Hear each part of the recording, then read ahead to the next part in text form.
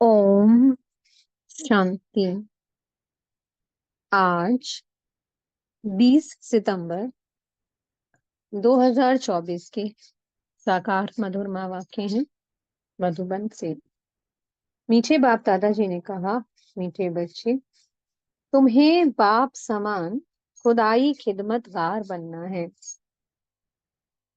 संगम पर बाप आते हैं तुम बच्चों की खिदमत करने।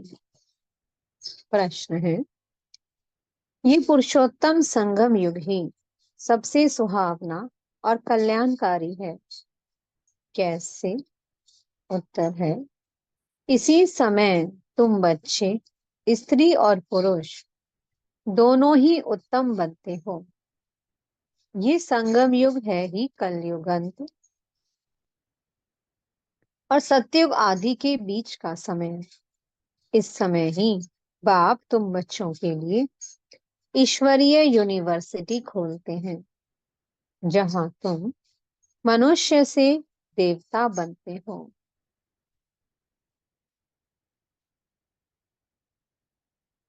ऐसी यूनिवर्सिटी सारे कल्प में कभी नहीं होती।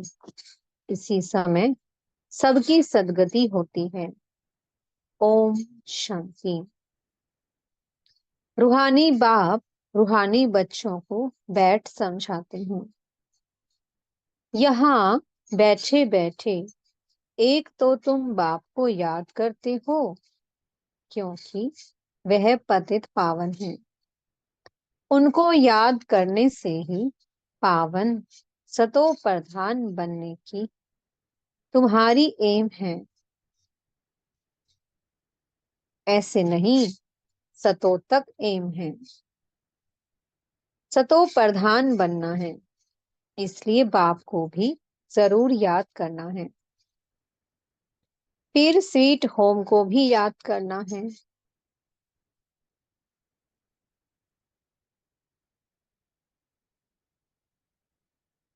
क्योंकि वहां जाना है, फिर माल मिल्कियत भी चाहिए, इसलिए अपने स्वर्ग धाम को भी याद करना है, क्योंकि ये प्राप्ति होती है।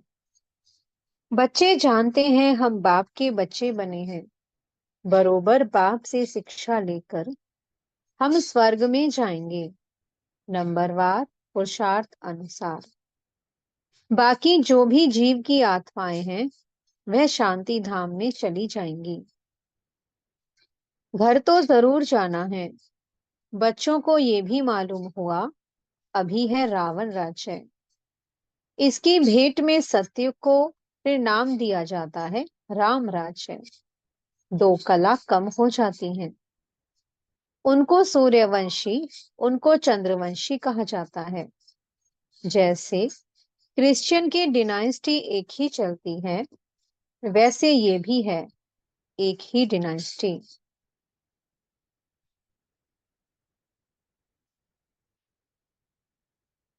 परंतु उसमें सूर्यवंशी और चंद्रवंशी हैं।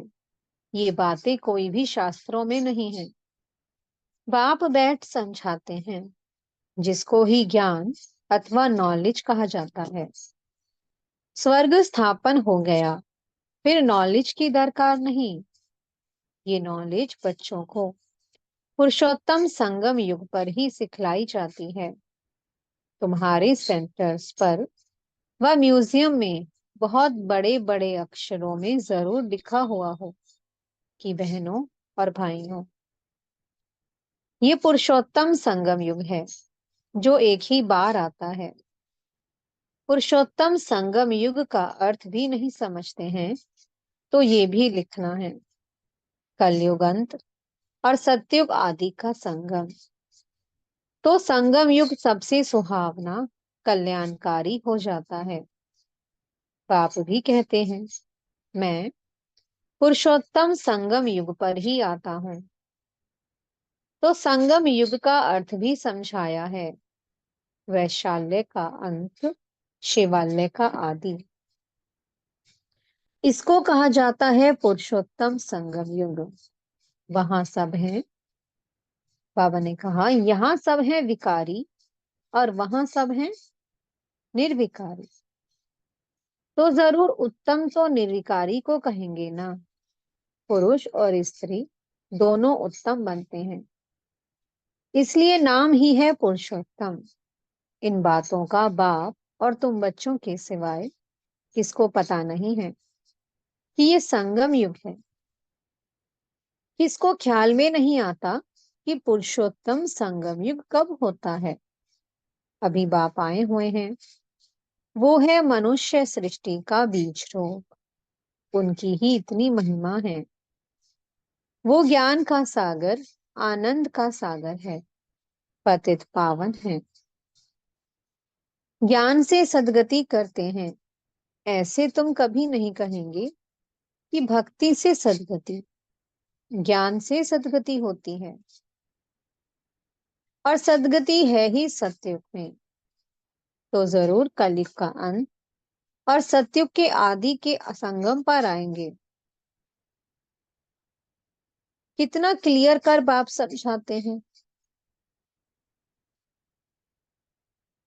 नए भी आते हैं, हूबहू जैसे कल्प कल्प आए हैं, आते रहते हैं।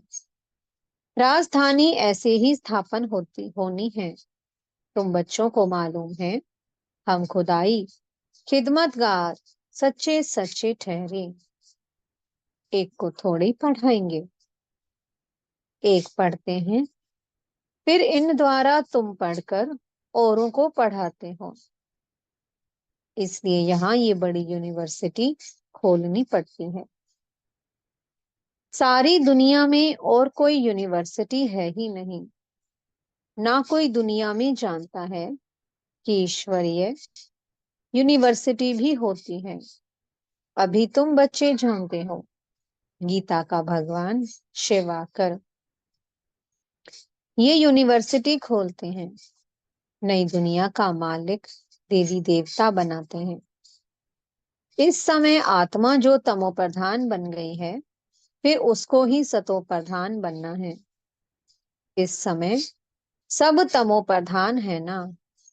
भल कई कुमार भी पवित्र रहते हैं, कुमारियां भी पवित्र रहती हैं, सन्यासी भी पवित्र रहते हैं, परंतु आजकल वह पवित्रता नहीं है।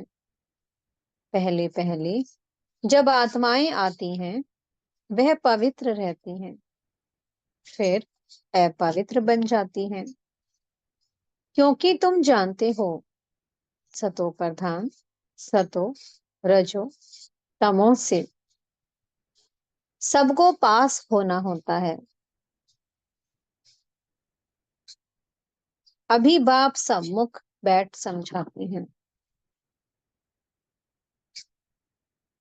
एक लाइन रह गई, सॉरी। बाबा ने कहा, क्योंकि तुम जानते हो सतो प्रधान, सतो रजो तमो से सबको पास होना होता है। अंत में सब तमो प्रधान बन जाते हैं। अभी बाप सम्मुख बैठ समझाते हैं कि ये झाड़ तमो प्रधान जर्जरीभूत अवस्था को पाया हुआ है, पुराना हो गया है, तो जरूर इनका विनाश होना चाहिए। ये है वैरायटी धर्मों का झाड़। इसलिए कहते हैं विराट लीला। कितना बड़ा बेहद का झाड़ है। वह तो जड़ झाड़ होते हैं। जो बीज डालो वह झाड़ निकलता है। ये फिर है वैरायटी धर्मों का वैरायटी चित्र। सब मनुष्य है, सब मनुष्य, परंतु उनमें वैरायटी बहुत है।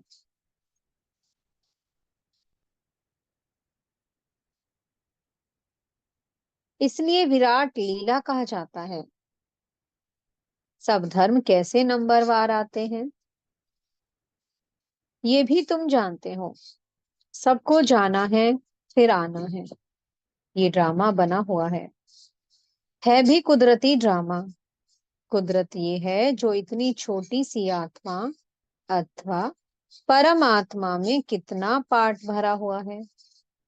परमात्मा को मिलाकर परमात्मा कहा जाता है।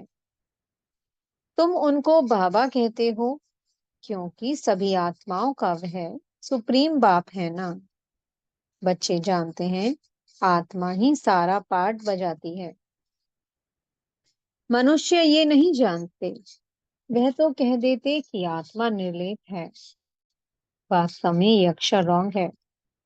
ये भी बड़े बड़े अक्षरों में लिख देना चाहिए। आत्मा निर्लेप नहीं है। आत्मा ही जैसे जैसे अच्छे व बुरे कर्म करती है, तो ऐसा वह फल पाती है। बुरे संस्कारों से पतित बन पड़ती है, तब तो देवताओं के आगे जाकर उनकी महिमा गाते हैं। अभी तुमको 84 जन्मों का पता पड़ गया है, और कोई भी मनुष्य नहीं जानता। तुम उनको 84 जन्म सिद्ध कर बतलाते हो, तो कहते हैं क्या शास्त्र सब झूठे हैं? क्योंकि सुना है कि मनुष्य 84 लाख योनियां लेते हैं। अभी बाप बैठ समझाते हैं, वास्तव में सर्वशास्त्रमयी शिरोमणि है ही गीता। बाप अभी हमको राजयोग सिखला रहे हैं, जो 5000 वर्ष पहले सिखलाया था। तुम जानते हो हम पवित्र थे। पवित्र गृहस्थ धर्म था। अभी इनको धर्म नहीं कहेंगे। अधर्मी बन पड़े हैं, अर्थात विकारी बन गए हैं। इस खेल को तुम बच्चे समझ गए हो। ये बेहद का ड्रामा है, जो हर 5000 वर्ष बाद रिपीट होता रहता है। लाखों वर्ष की बात तो कोई समझ भी ना सके। ये तो जैसे कल की बात है।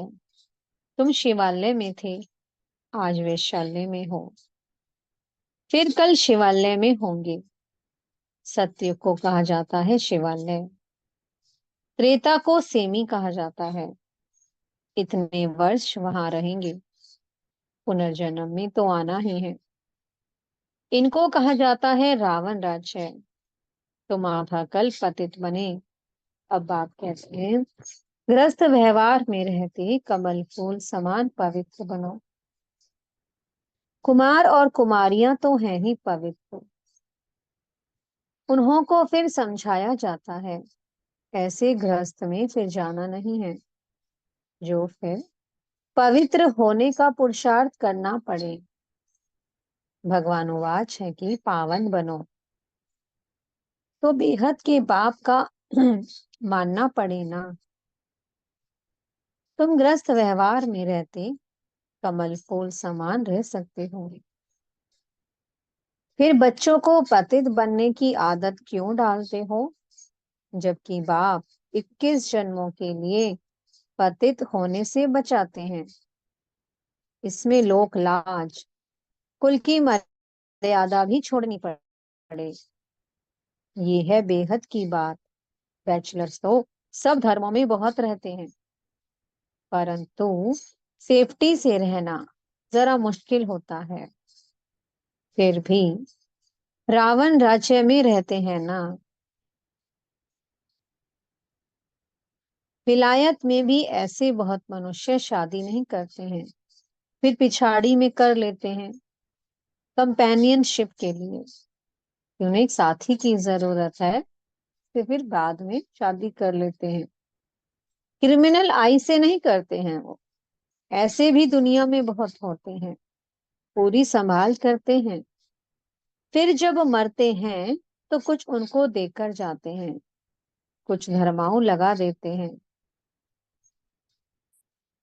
ट्रस्ट बनाकर जाते हैं।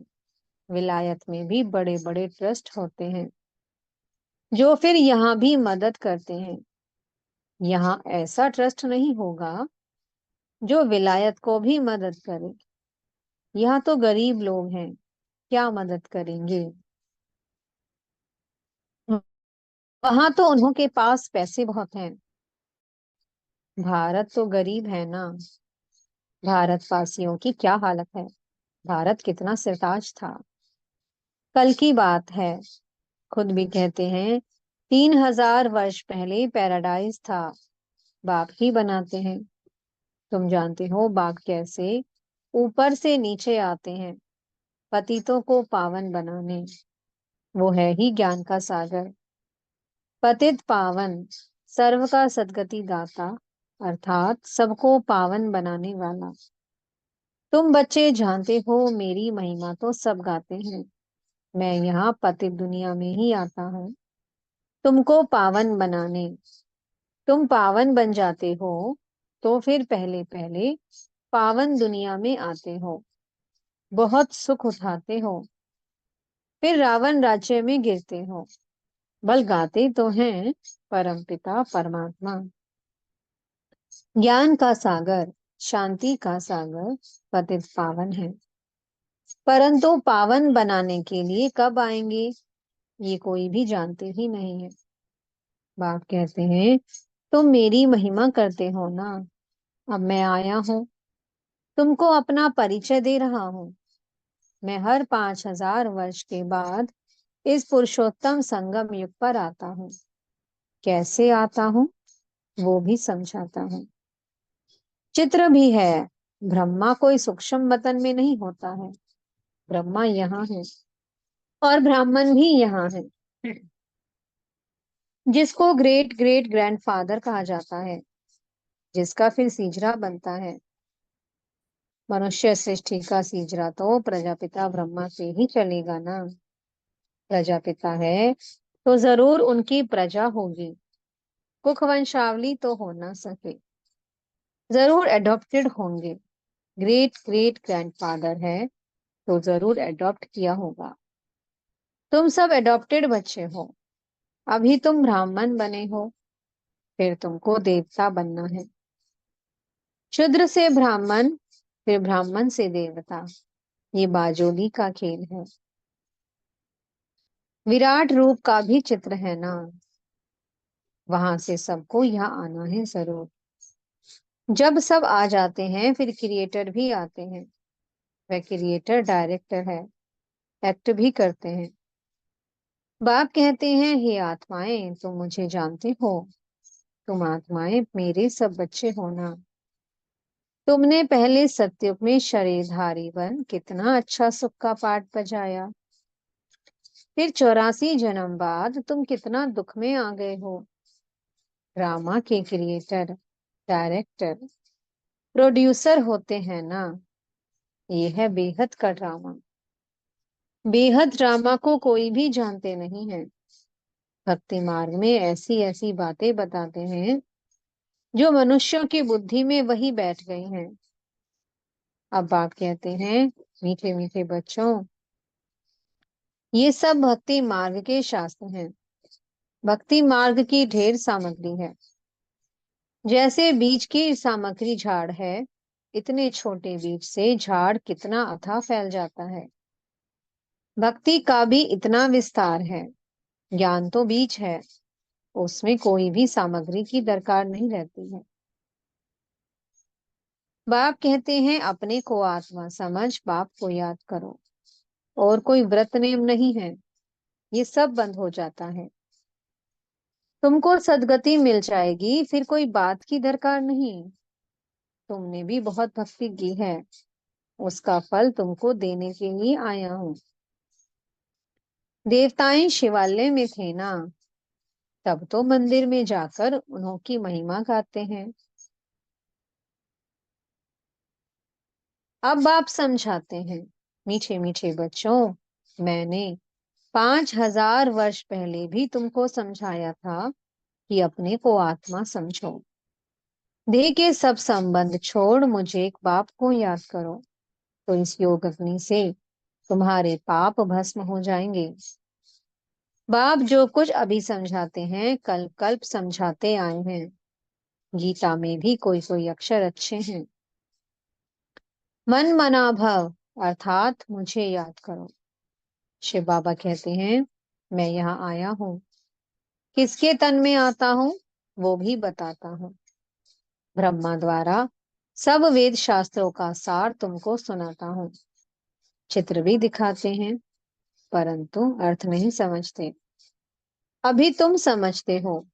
शिव बाबा कैसे ब्रह्मा तन द्वारा सब शास्त्रों आदि का सार सुनाते हैं। 84 जन्मों के ड्रामा का राज भी तुमको समझाते हैं। इनके ही बहुत जन्मों के अंत में आता हूँ। यही फिर पहले नंबर का प्रिंस बनते हैं, फिर 84 जन्मों में आते हैं। अच्छा, मीठे मीठे से की लगे बच्चों प्रति माता पिता बाप दादा का याद प्यार और गुड मॉर्निंग। रूहानी बाप की रूहानी बच्चों को नमस्ते। हम रूहानी बच्चों की मीठे रूहानी बाप दादा को बहुत बहुत याद प्यार, गुड मॉर्निंग और नमस्ते। धारणा के लिए मुख्य सार है। पहला पॉइंट, इस रावण राज्य में रहते पतित लोकलाज कुल की मर्यादा को छोड़ बेहद बाप की बात माननी है। ग्रस्त व्यवहार में कमल फूल समान रहना है। दूसरा पॉइंट है, इस वैरायटी विराट लीला को अच्छी तरह समझना है। इसमें पार्ट बजाने वाली आत्मा निर्लेप नहीं, अच्छे बुरे कर्म करती और उसका फल पाती है। इस राज को समझकर श्रेष्ठ कर्म करने हैं। मीठे सतगुरु जी वरदान दे रहे हैं। बाप के संस्कारों को अपने ओरिजिनल संस्कार बनाने वाले शुभ भावना, शुभ कामना धारी भव। अभी तक कई बच्चों में फीलिंग के किनारा करने के, पर चिंतन करने व सुनने के भिन्न भिन्न संस्कार हैं, जिन्हें कह देते हो कि क्या करें, मेरे ये संस्कार हैं। ये मेरा शब्द ही पुरुषार्थ में ढीला करता है। ये रावण की चीज है, मेरी नहीं। लेकिन जो बाप के संस्कार हैं वही ब्राह्मणों के ओरिजिनल संस्कार हैं। वह संस्कार है विश्व कल्याणकारी, शुभ चिंतनधारी, सबके प्रति शुभ भावना, शुभ कामना धारी। स्लोगन है, जिनमें समर्थी है वही सर्व शक्तियों के खजाने का अधिकारी है। ओम शांति। बहुत बहुत शुक्रिया प्यारे प्यारे हमारे मीठे मीठे बाप दादा जी का। ओम शांति।